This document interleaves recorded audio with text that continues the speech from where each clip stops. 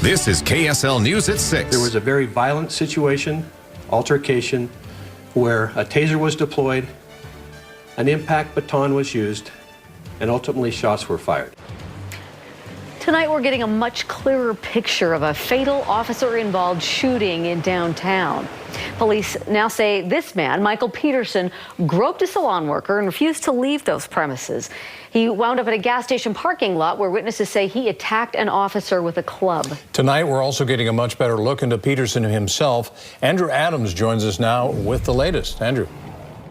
Keith, turns out that Peterson has a significant record, and the people who know him say he didn't want to go back to prison at any cost. Still, they're stunned that he was the guy who was shot by police yesterday. Recovery takes time.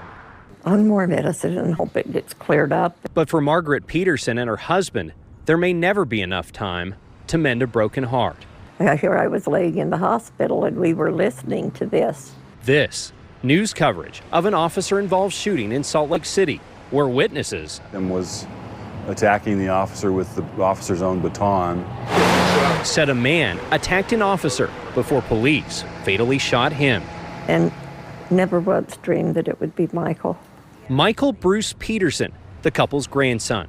And now he has little children, have no father. He's a grandson they helped to raise under their own roof. And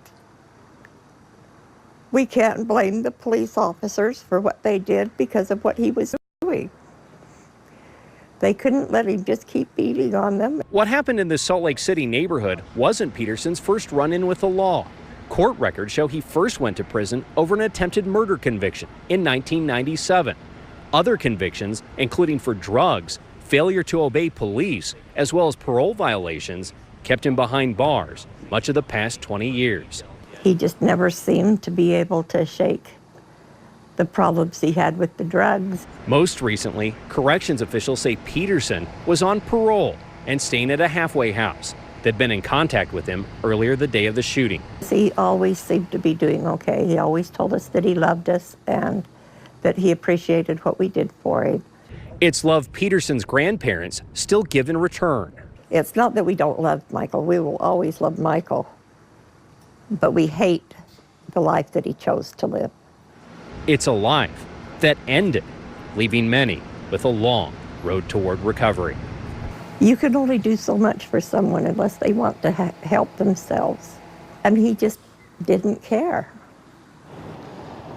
Well, Peterson, we're told, leaves behind 2 children and 2 stepchildren. His family is offering their thoughts and prayers to the families of the officers involved. Police say those officers are out of the hospital and they're recovering. Back to you. All right, Andrew, thank you very much. Keith? New at 6, we're getting our first